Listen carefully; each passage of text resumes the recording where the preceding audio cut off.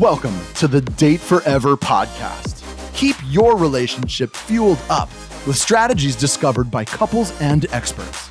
Because at Fuel Collective, we believe better relationships will equal a better world. You are about to discover specific insights and tools that cost little or nothing to implement to help you date forever. And now, here are your hosts, a couple who always have a half-packed suitcase and a date night in the calendar, Sammy and Nathan Yeager. Welcome to the Date Forever podcast. In today's episode, we're talking about how to have conversations about money, how your stage of life impacts your financial priorities, how creating a big vision helps you get on the same page for your financial future. Now let's get into it. Welcome to the Date Forever podcast. Tonight we are welcoming Aaron and Bernadette Christie-David, who are co-founders of Atelier Wealth. Bernadette grew up on the south coast beaches of New South Wales and after completing her undergrad in accounting moved to Sydney. Bernie's focus is working with self-employed borrowers and self-managed super funds. Bernie was shortlisted for an industry award in the empowerment category, something that she is very proud of, and it sets a beautiful example for her daughter Sienna, because regardless of industry tenure and experience, hard work pays off. Aaron is a multi-award winning mortgage broker and within the last 5 years has been making waves in the broking industry. In 2019, he ranked 76th out of 18,000 in the Mortgage Professionals Australia's top 100. He is recognised as one of Australia's top 10 property specialists and was also winner of the Brokerage of the Year with a team of less than 5 staff at the Australian Broking Awards in 2019.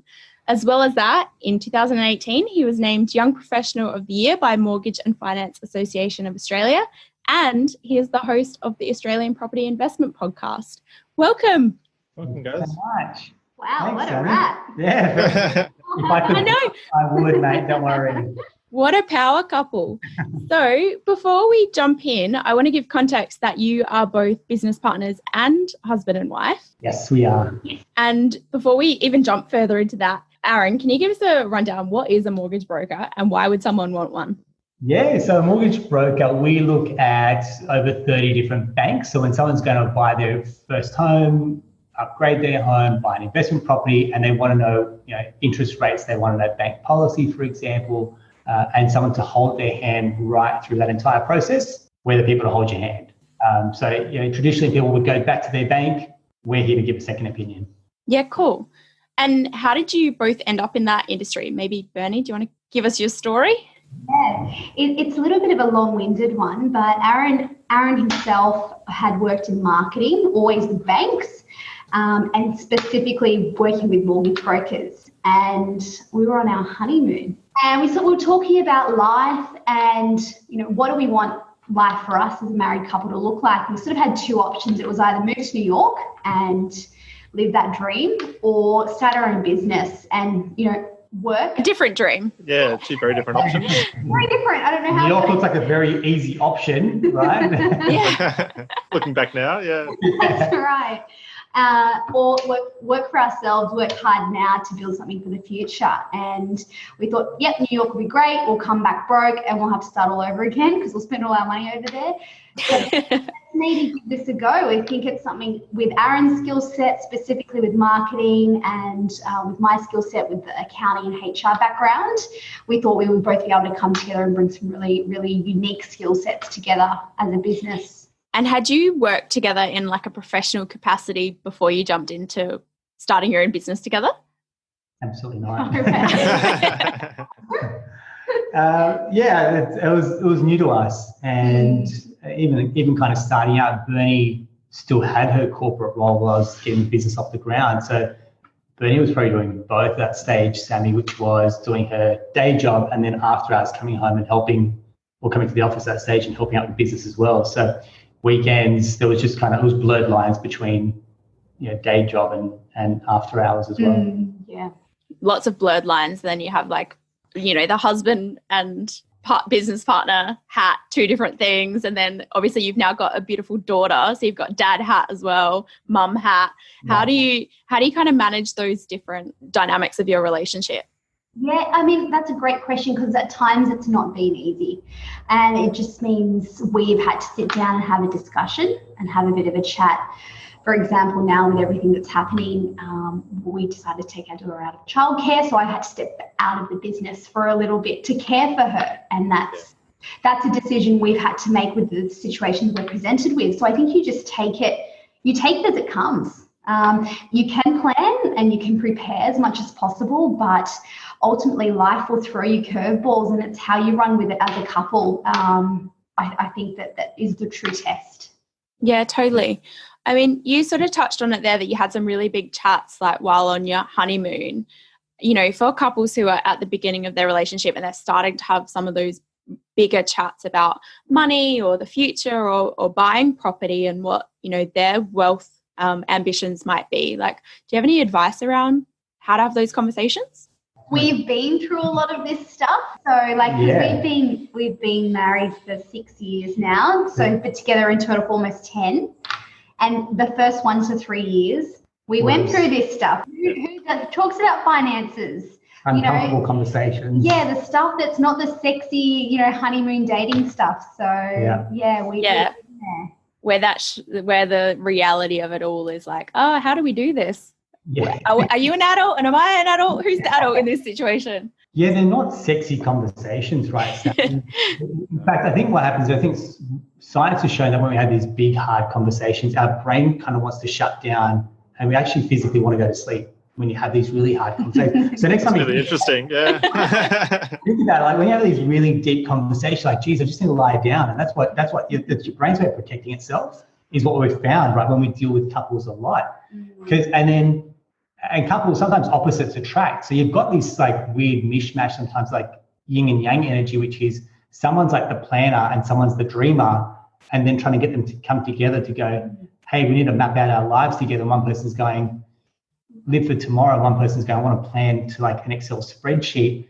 That's sometimes hard to do. And that's been our experience, because I live in La La Land and Bernie's like very methodical and very well planned out. So it's a great balance. And I think sometimes coming together on a page, you need to have those hard conversations as well, right? Yeah. I mean, we were very lucky while we were engaged, we did a marriage preparation course. And one of the topics was finances. And there were basic questions that we were asked that were like, how much do you think is an appropriate amount to spend for a birthday gift for someone? Or for family members. And that's just like not like who do you spend Christmas with, or who do you That's so true, isn't it? Yeah. Like the questions that I would never ask that to you directly unless I was forced to when we were in this environment. So and I think out of that we learned that our families also had very different relationships to money. My family was a lot more transparent, open, very open community. And Aaron's family were a little bit more guarded about talking about money. It was more that it was rude to talk about money. Yeah. And to talk about money openly, it was like, do you love money? It's not etiquette to talk about money. It's not the done thing. Yeah. I think a lot of families, it's kind of, you'll see in one camp or the other, which is we can talk openly about money. It's just one of those things, money's money. Whereas other people go, if you talk about money, then is it rude? It's not etiquette. And that was kind of our experience. So coming together was like we had to shake off our own preconceived notions and our own way of growing up and how we dealt with our relationship to money as well. Yeah. So when you talk about for anyone that's listening, it's going, that in itself, if you unpack what is your relationship to money growing up or your family's relationship to money, that would almost help to give you an insight to the other person's viewpoint about money. Did you guys use credit cards to grow up? And that was the done thing, whereas the other person may not have had any experience with like credit cards or debts or investment properties, for example. And like who paid the bills? Like in my household, it was my dad, and in Aaron's household, it was your mum. Yep. So if we both come into that, I'm thinking, hey, he's got this, and Aaron's thinking, hey, I've got this. Oh no. I'm like, you answer the calls because I don't want to deal with this. But, yeah. So yeah, just having those discussions, and we were lucky that we were in an environment we were forced to. So yeah. Yeah, it's a strange sort of like bridge to kind of gap, isn't it? Like if someone's a real spender and they just like, money kind of flows in and out of their life without much thought. And then there's another person who's like a real saver and a planner and like, much more conscious with their money. It brings up some interesting chats for sure, like how you value what you spend your money on if you do actually spend it. Yep, spot on, Sammy. And that's the thing, everyone's wired so differently around money habits that until sometimes things hit the fan, you don't actually openly speak about it. And sometimes it's got to the point where there's credit cards that aren't being disclosed with each other or debts that aren't being disclosed. And that almost leads to a negative outcome, which is resentment or embarrassment. And we're saying, I don't think you need to feel that way. End of the day, it's just money. If you have that viewpoint, you don't fear it. You don't fear money. So one of the things that we've heard you say is that indecision has never created wealth. So if you do have these two conflicting views, like how do you come to some of those big decisions, and what's the decision-making process? I think it goes back to sort of talking about who owns what and who does what. So ultimately, who's the CFO in the couple? Who's going to pay the bills? Who's going to sort of own it? And then for the other person to come in once a week, once a fortnight, once a month, whatever works for you as a couple, and talk about it and look at the numbers, look at the cash set that you've saved or the debts that you've paid off together. There are a couple of books that I definitely recommend couples read. One that was for us, it was life-changing, was The Richest Man of Babylon. Very, very old book that just talks about very basic habits like saving 10% of your income as a minimum. And the other one, a more recent one, is The Barefoot Investor, which is a really good book. So reading those books will get you sort of speaking on the same sort of language, same money language. And that's we're big Scott Pape Barefoot Investor fans. We've got the buckets going and working our thing out. But something that we sort of have struggled with is that we live in Sydney, we live in New South Wales, where property just feels astronomically expensive.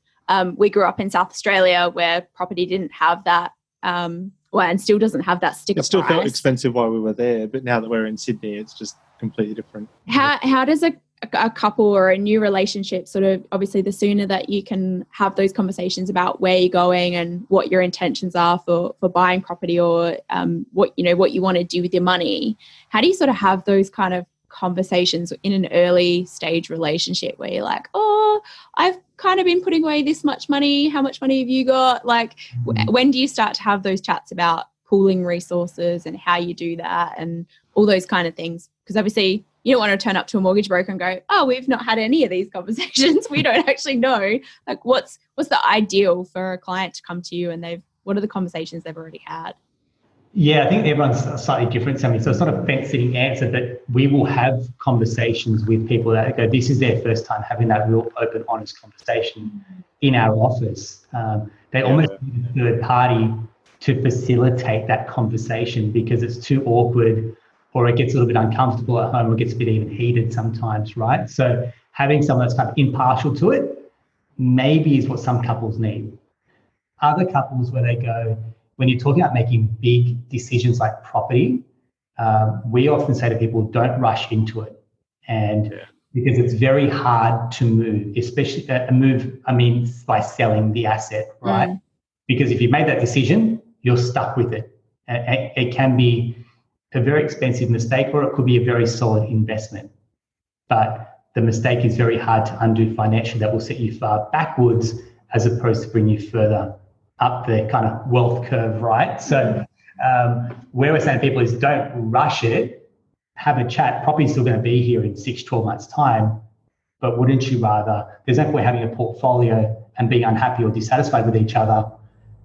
Wouldn't you rather kind of get on the same page on the property side and then lay some good foundations, like a house, lay some strong foundations and then start to build accordingly, right? So if you take that same analogy, you can't build a house with two different blueprints.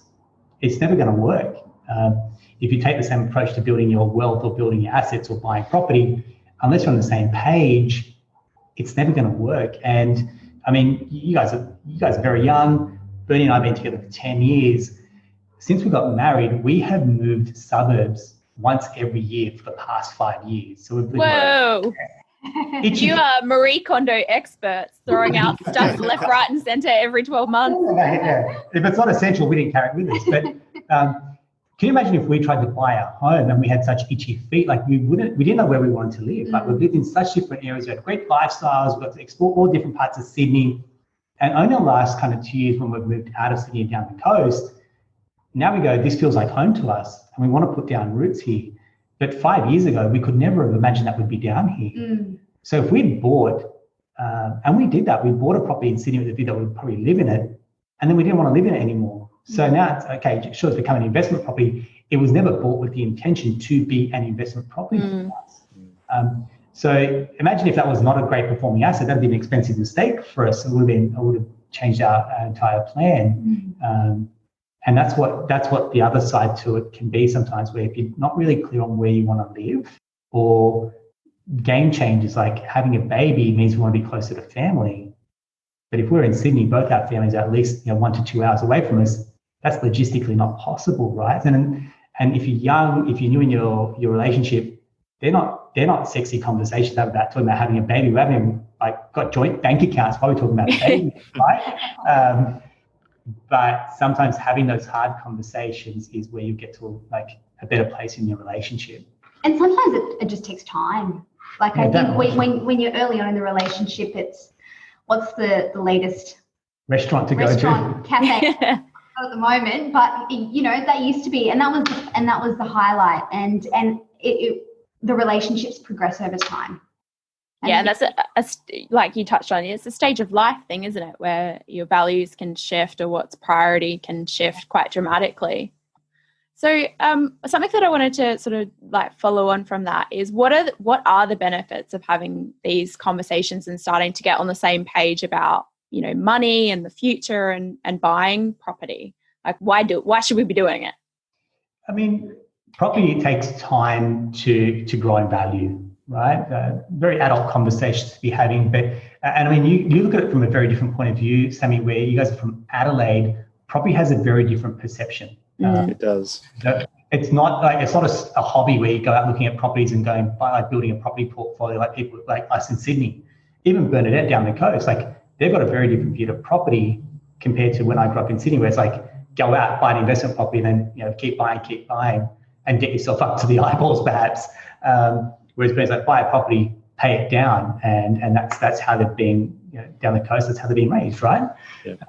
No right or wrong here, but I guess if you go to, where your relationship, in line with your relationship is where I'm going with that. Buying property can be very financially rewarding, but take the time to understand what are you actually trying to achieve here as a couple as well. What are the benefits of having some of these conversations about property and about building wealth? What's the outcome? What are the outcomes that you see for clients who do the work and put in the effort and make some hard decisions and have uncomfortable or potentially uncomfortable snooze-inducing conversations? I think it's a shared vision of your lives together. And that sounds a little airy-fairy, but ultimately, if you're thinking, this is the person that I want to be with, and this is my person, what's our life going to look like in 10 years, in 20 years maybe? For Aaron and I, for us, our vision is 6 months to 12 months living in Italy, taking Sienna. Ooh. That sounds pretty appealing.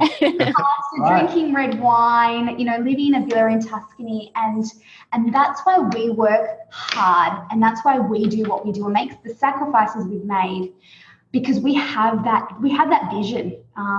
So I think for me, it's getting, what does it look like for you? Some people it's travel, for some people it's owning their home outright, for some people it's being able to give back to their families. What is it for you as a couple that is going to get you through those sometimes tough times? Yeah, that's true. I really resonate with the desire to be able to up and go and live somewhere else or be somewhere else for an extended period of time. And I guess that all of those things don't happen overnight. They do require planning and consideration, and and things are expensive. It can be an expensive plan to do that. And what is it that your life's still going to need to sustain while you're off drinking red wine in another country? And I guess that's always been a sticking point for us as well around buying property, is that if we do have a house and a property in Australia, and we do decide to go overseas or do decide to move, then we feel like it's a big responsibility. Yeah, it is a big responsibility. And I mean, that's something that you could talk about, that if we do buy a property, we get it to a point where the loan is this much and the property is getting rent of this much, and the rent covers the mortgage repayment and it covers all of the rates, water, all those repairs and maintenance, and maybe even a small buffer. So whatever you need to do to get the mortgage in a position to that point where you're comfortable, then that's something you can talk about. Like their numbers, then you can start to like write down and work towards, right? Like that makes it a little bit more achievable. Yeah. Yeah. And like you said, having that shared vision and knowing why you're doing it, like what is it that you're working towards, changes the whole dynamic, doesn't it? Completely. And just, when you're having those moments, Italy, remember? Yeah. red wine. And it's like splashed up on at home. It's like, it's in the bathroom, right? We see it like every day. So that just being front of mind, it's like you get up, brush your teeth. It's like, yeah, that's keeping us going. That's like our true north for like what we're doing and why we're doing it. And it's not just the 6 months in Italy. It's like the steps that we need to take to get there. Okay, we need to buy our home. We need to pay this off. We need to have this much in savings. We need to like have Sienna set up and like learn some Italian. So there's like all these different milestones that happen to get to that outcome is where we're going with it, right? But it's obviously about having that grand vision visible to you, because you obviously have it in your own minds. But yeah, if you're saying that you've got it up as well and you can see it and see it every day as well, like it does make such a big difference to actually achieving that. We're telling you guys. So we have. Yeah. When's the deadline? When's this happening? Should we? This is the thing. We're kind of caught. We do it when like Sienna's in high school, when she's at an age where she can remember it. We're like when we've got the health capital as well. We've got the finances to maintain it. What about our business? So like we've got these like logistical parts where we go, okay, it'll work itself out, but we've got the grand vision to get there, and some of the mechanics just need to fall into place. Or we just go, let's just make it happen. Once you're over there, things will just work itself out. Like, figure it out. Yeah, it's a dream in me where I'm like, we'll figure it out. But there's obviously some type of. I'll put a deadline. Yeah. I'll say 10 years. 10 years. 2030. 2030. 2030 done. Hey, so if you don't mind, I want to jump and sort of change gears a little bit. Something that we touched on a little earlier is that obviously you are both business partners, and then you are life partners as well, and then you parent together. How do you keep your relationship in a state of dating? Like, how do you keep that romantic relationship alive? It takes work, Sammy. It's like anything in life. It takes work. The dating now has probably got less glamorous, where it's like it's at home on a Friday night and with Sienna, and we're just chilling out at home, the three of us. And we go, we don't get dressed up as much to go out for a nice restaurant meal, but at home, the three of us, like that's what we worked for this week, and it's enjoyable. So I think, and I think that's what dating can look like, right? Like it doesn't have to be sexy. It can be really creating that quality time. But I guess with the two of you, that do you have a process where you take off one hat and you put on the other, or is it just? I do. This guy does not. I'd be at dinner and I'd be still talking work. I don't care. There's no, like, you talk about blurred lines. Like, I will talk shop 24/7 if I have to. Then he's like, not tonight. So I've got nothing else to talk about. Yeah, that probably does become difficult as well. Is if you're living and breathing your work, and you are both working together. Like, how do you keep the conversation alive, and how do you keep things interesting? I guess as well, if that is your whole life. Yeah, I mean, it's about making sure you have other interests and hobbies.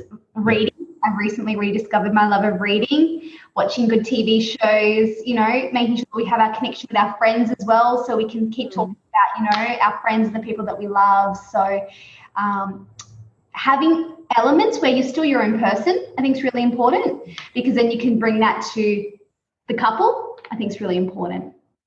And I think, just knowing that time where we went out for dinners, we went out to clubs, we went out to like that stage has kind of moved. And I think we had our little mourning period when we were pregnant, when Bernie was pregnant, and we kind of shifted to that. We're bunkering down at home a little bit more, for example. That you kind of not mourn for it, but you kind of go, those were some good days, but life has changed a little. It's like life 2.0. And now, just age and stage, right? with a young baby, it's like, hey man, the wiggles and like trying to bring out some fun. Listen to in the car like all the time, right? And it's like, it's fun. So you learn to embrace that a little bit rather than I think at the start it was really hard to like, you want life to go back to how it was before, but no, it's moving now. And if you don't shift with it, it's going to make it really hard to change out of that previous gear that you were in, if that makes sense. Yeah, I want to circle back a little bit. You sort of talked about like talking shop forever, 24/7. But I know that your business is not just a business, right? Like you do some pretty special things for the world, using your business as that vehicle. Can you tell us a little bit about that? Thanks, Sammy. Yeah, the heart of what we do is mortgages, right? So quite often this can be quite stressful for people. So what we wanted to find a way was, how do we use our business for good and do more good with our business, right? That was kind of that burning question that we had for us. And I think the penny dropped for us was when we had Sienna. And I opened up a cupboard one day and I just said, this child will not go without clothes for like the rest of her life. Or go without anything, right? We're not ultra rich. You look at the grand scheme of things, we've got plenty of food in the cupboard, we've got more meals, she's got plenty of love, we've got a roof over our heads. We're like in the top couple percentage in the world just on that net wealth. Yeah. And that's when it broke my heart, just to go, there are some babies out there that don't have clean nappies, that don't have clean clothes. I'm like, we need to do something about this. And that's when I said to Ben, I said, we need to use our business as a vehicle for finding ways to give back. And that's when we came across this idea of, okay, so we do home loans. How do we help people? And that's when we came across this idea of called home loans for the homeless. So instead of people, we might help people buy $2 million property, but instead of giving them a bottle of wine, what we now do is replace that bottle of wine or champagne with giving 30 nights of shelter to an underprivileged family. And so your family, our family, and someone else's family all kind of won by doing business together. And that has then permeated into our team, into our clients, into our business partners. And then ultimately it's something that Sienna can look back on and go, hey, she was the conduit for it, but we did something that hopefully she's proud of us to achieve as well. And that's kind of what sparked that for us, Sammy. Yeah, see, when you're using your business as a vehicle to do something so amazing like that, I think it kind of almost gives you permission to talk about it nonstop, right? Yeah, look, it's a part of that business, and it's not the reason. Again, it's not the reason that people would choose us, or it's not the reason to do business. But it's kind of like just our way to go, hey, there's more to life than doing a home loan. There's ways that we can think bigger and think globally rather than our little business. Before we kind of round out, I want to ask, what's probably like your number one tip, maybe one from each of you, like around money, having conversations, and I guess merging values. Like what's the number one tip?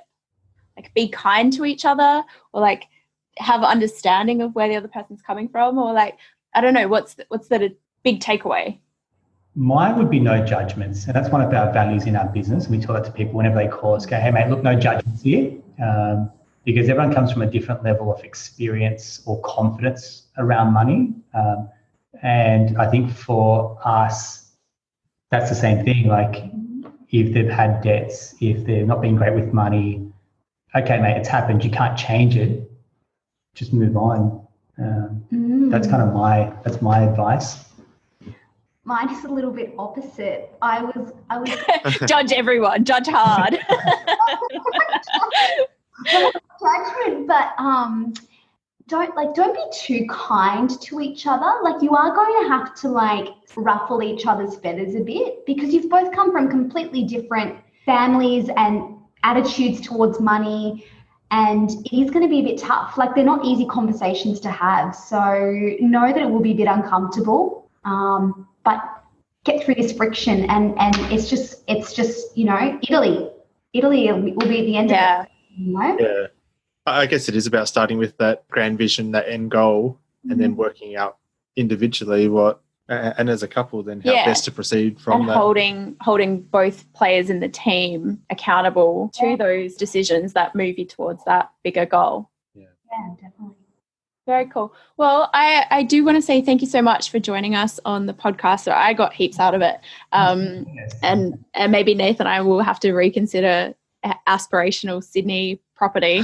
And when we're ready, we will be knocking on your door. Nate, Sammy, don't give up on it. It's going to happen. It will. Like you sort of touched on, at Fuel Collective, one of our values is to be the change. And that's around being the change for yourself in your own life, but also taking accountability for the change that you can make in the world.